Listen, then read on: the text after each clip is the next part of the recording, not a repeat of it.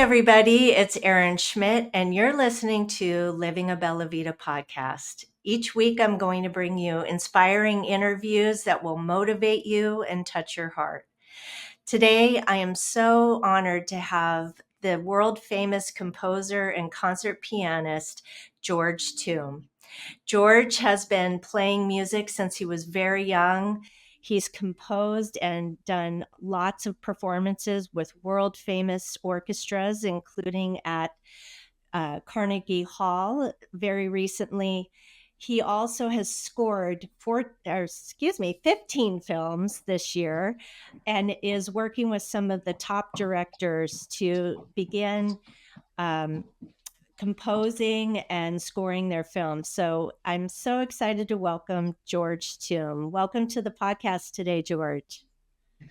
Hi, Erin. Thank you so much for this lovely introduction, and thank you for having me on your podcast. Of course, yes. And George is from Lebanon, but he's currently living in France. And he said he's missing LA. But George, Always. yes, I know it's lovely here. It really is. We're very spoiled. But I'm jealous that you're in France. I I would love to go over there. Come summertime is Yes, it's a the best. beautiful time of year, right? So, Yeah. George, tell us about your childhood and growing up in Lebanon. I'm sure that was quite a interesting and different sort of upbringing. And then when did you start playing music? Yeah. Growing up in Beirut, Lebanon was, fun. It was nice being surrounded by family, which is the most important thing in life. Right. And I come from a musical family where my dad is a composer, my grandma, she's a singer, aunties, famous divas. So I grew up in a house where my dad was writing music all the time for my aunties, and I got to see my dad write music for an orchestra, for an actual one. Wow. And he taught me writing music at a very early age. And that's how I typically started writing music, because he was my first musical teacher in a way. And then I started playing piano at a very early age. And from Beirut, I traveled to Europe, and that's where I studied music. But my first inspiration was my father, Samir. He's a composer himself, he's a pianist as well. So, yeah, I started music there in Beirut, then I left to Europe, then Los Angeles with the movies and Hollywood. Wow. And how old were you when you first started playing piano? 3. 3 years old. Wow. And I'm sure you were tinkering with it before then. Yeah. Yeah. Funny enough, when I was 3 years old, I just played something on the piano. It was just a silly melody on the piano. 2 months ago, I was scoring a movie in Hollywood, and I took that melody that I did randomly on the piano at the age of 3, and I just Wow. recomposed it for the orchestra. I took that theme and I rewrote it for the orchestra, and it was like a nice moment for my dad, because dad and mom, they know that melody. It was the first ever thing that I played on that piano, Oh, wow. and now it is in a score. Yeah, I'll send it to you actually. Oh, that's It's so it's cool. I called love it. it's called Hummingbird in China. Oh, wow. So yeah, Beautiful. it's always, yeah, it's good to be connected to the childhood where this is where my music started. Mhm. Being it was born with me, the music, and it Right. grew up with me as well. Right. So yeah, So music never left me. that's wonderful. Wow. That's really exciting that something that you wrote when you were so young is now part of one of your compositions. That's so amazing. I can't Yeah, relate to that. I took piano yeah, and I used to play, and now it's like, forget it. My husband's a musician. He taught himself to play guitar and piano. So you guys would have a lot to talk about, but yeah, yeah. Let's do that. I can't relate. I can't relate. I'm not musical. I wish I was. I love to sing though. And You can do it. so when did you leave Beirut to sort of go after composing and playing live as a career? After school. That's actually, because my dad, in a way, he told me, because he's a composer and he knows well how tough is this industry, which Yes. is being a musician and composer in this industry is not an easy career to lead. Mm-hmm. So he said, you know what? So I just make sure that we don't have the same tough path that he chose. Just give me a degree that is non-musical related and Mm-hmm. go and do whatever you want. And back then, I just did civil engineering just to please him fully. And I gave him that degree and I said, now it's my path, my direction. And he Mm-hmm. said, you go and you do your musical choices. And then after that, after fulfilling the civil engineering degree, I traveled to Europe and I studied music there. And then I went to LA and I was enrolled in the music film scoring business. Wow. So really, like when did you really start to like how old were you when you started to go after it as a career? 21, I'd say 21. Wow. And now you're 31, right? So 31, in 10 10 years ago. years, Exactly. you've In performed 10 with years. some of the most famous orchestras on the planet, Yeah. all over the world, and scored how many films? 15, let's say. End of 15. summer, it would be like, yeah, Wow.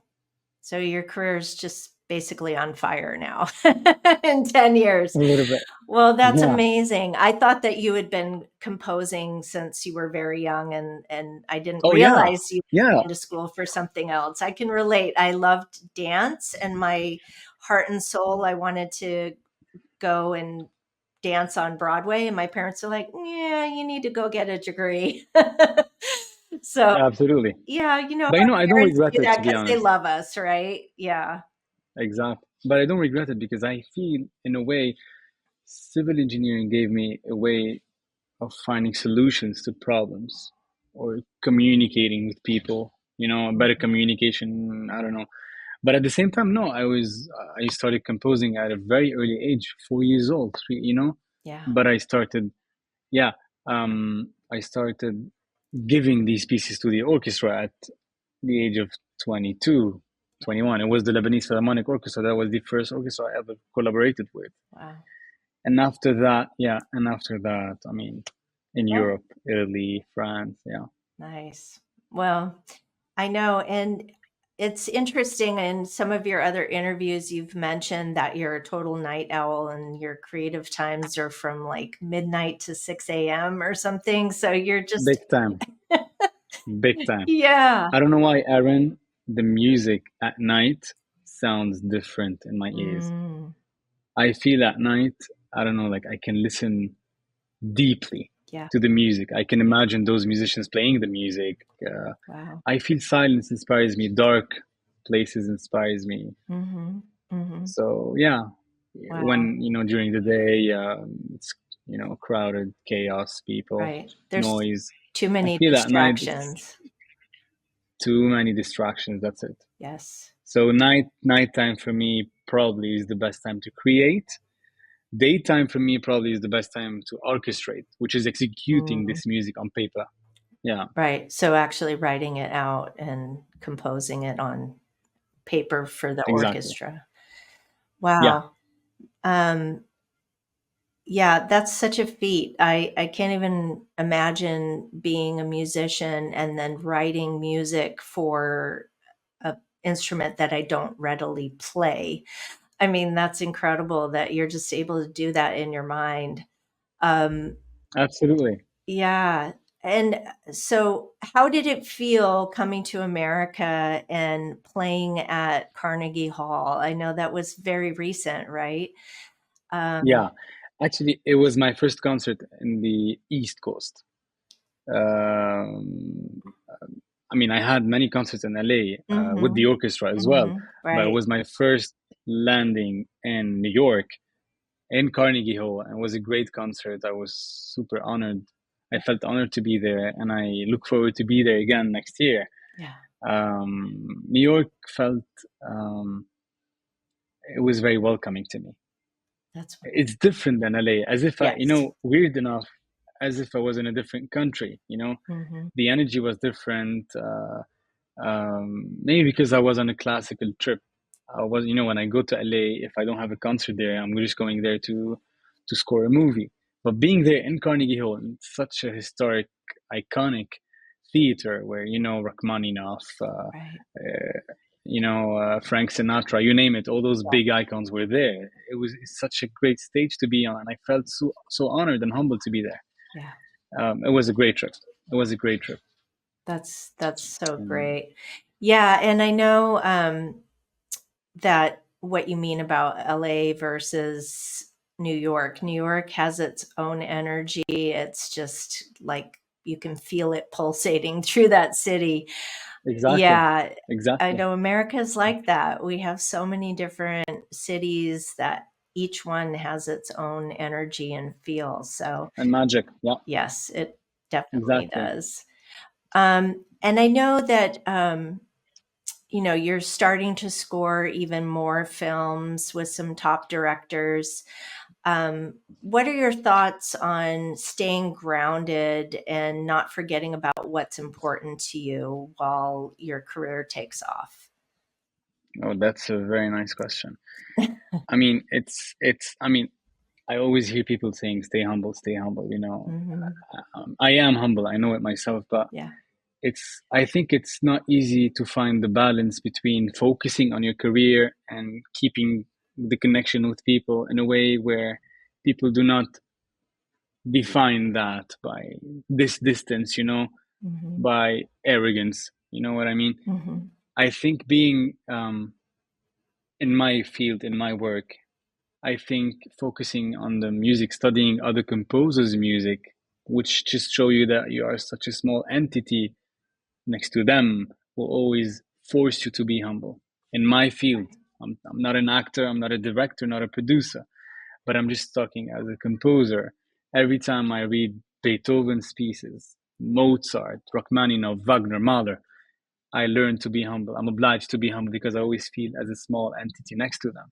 So I Sure. feel the music is such a huge ocean, Hmm. and I'm always a student in this world, a huge world of music. So I always feel like, all right, I have a lot of things to learn, no matter where I reach in the world. I'm still a student in this huge ocean that is music.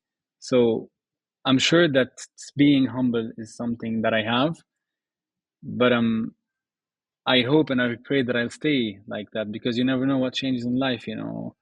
Right. I think it's just with the process. I mean, I don't like to say, yeah, I am humble and I always stay Mm. that way because the devil always comes to you and Yeah. he might affect you. Yes. But I pray to stay so. I pray to stay so Well, I love because that's that. the only way I'll be inspired. Yeah.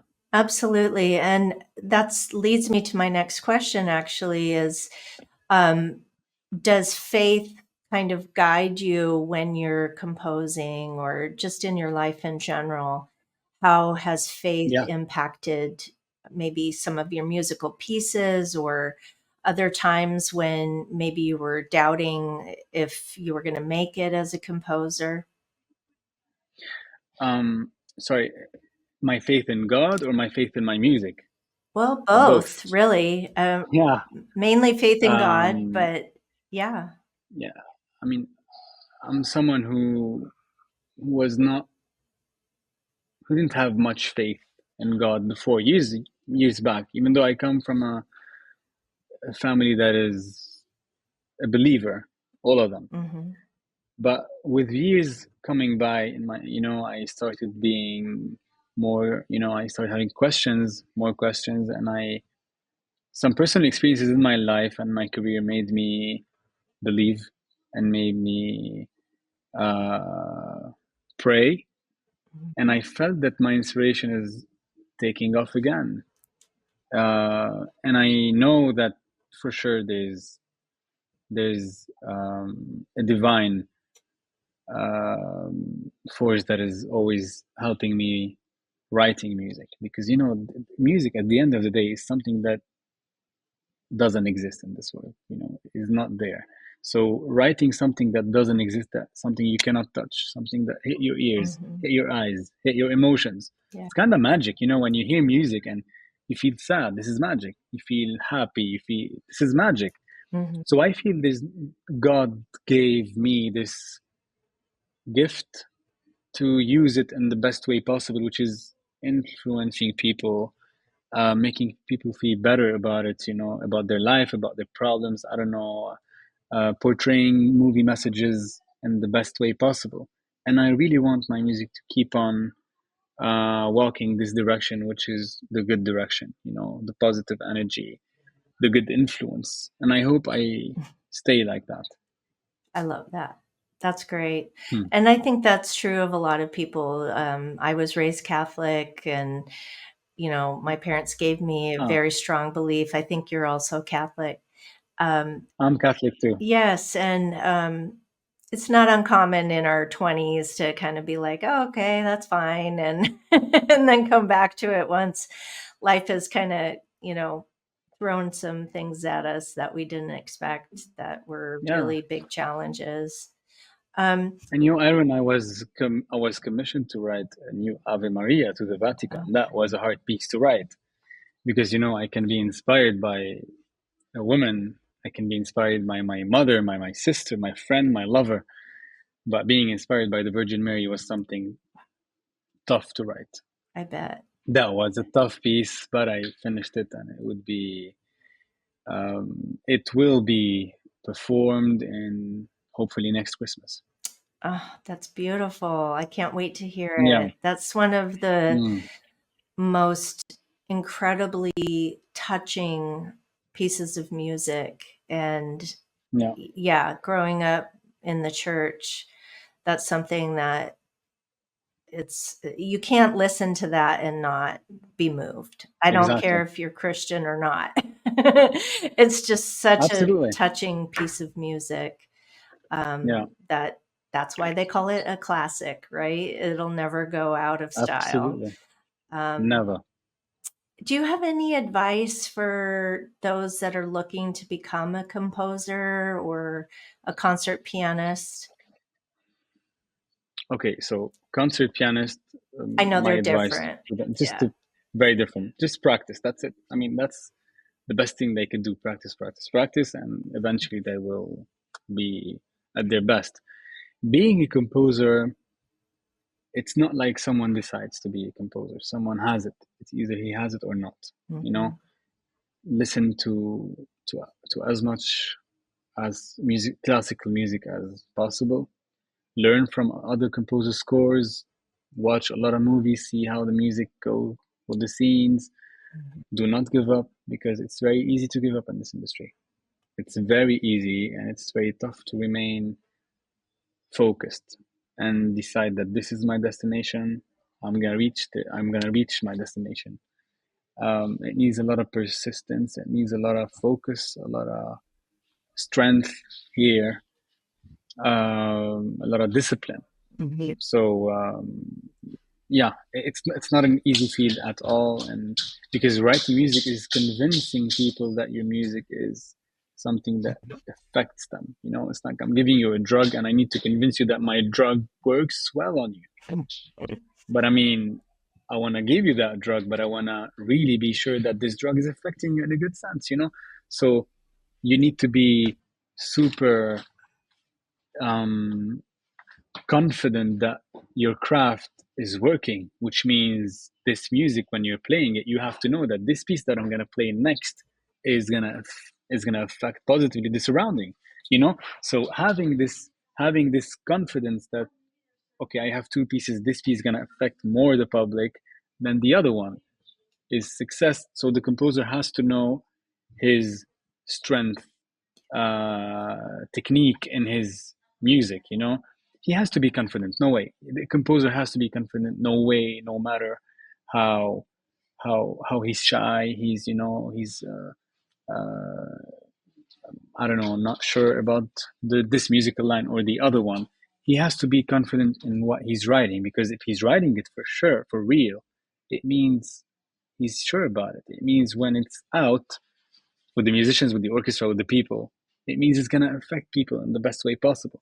Right. So a composer must be for sure confident in his music. He's his best fan. He is. I am my number one fan for me. For my music. If I'm not a fan of my music, no one's gonna like my music. So my advice to those young composers who wanted to be composers, they need to love the music and love people that love the music, because these people are gonna be their muses, between brackets. I love that. Yeah, Yeah, absolutely. I think that's very mm, good advice. You have to be yeah. confident and work at it. Um, and then finally, what is your definition of living a beautiful life? I always ask that question last. So I love this question. thank you. It's not an easy question. It sounds like an easy question, but I think Mhm. it's the toughest one. Living a beautiful life. I think mm, just focusing on the simple things and have less expectations in life from people, probably Mhm. from from the universe, and just go get whatever you're loving to have, with discipline, with back to your question, because I'm drifting away. I think what makes me live life beautifully is having a great health, having my family next to me, having them healthy around me being with a woman that loves me, uh, and inspires me, and just be well surrounded, and focus on the simple things in life, because at the end of the day, me after Carnegie Hall, or after the Lincoln Center or Royal Albert Hall, or winning the Oscar, going back home, I'm gonna call my mom, I'm gonna call my girl, I'm gonna call my, hey, where are you, come, that's the beautiful things in life, the simple things and the people you love. And yeah, that's it. I love that. Yeah, Hmm. that everyone's answer is different. There's no right or wrong answer. Yeah, Yeah. It's exactly. what makes a life beautiful to you. And I love that. So, George, it has been a real honor getting to know you. And I'm so excited to hear more of your music and see the films that you'll be scoring. And people can find you all over social media. I'm going to put your Yeah, links and website down below. I hope you will go and follow him and go see him live when he's here in the US or wherever you live in the world. And make sure you go and like and subscribe for more of these inspiring interviews. And hopefully, we'll have George back when he is in the US and Los Angeles. And thank you again, George, for being here. It was a real pleasure. thank you so much, Aaron. It was my honor to be with you. Thank you.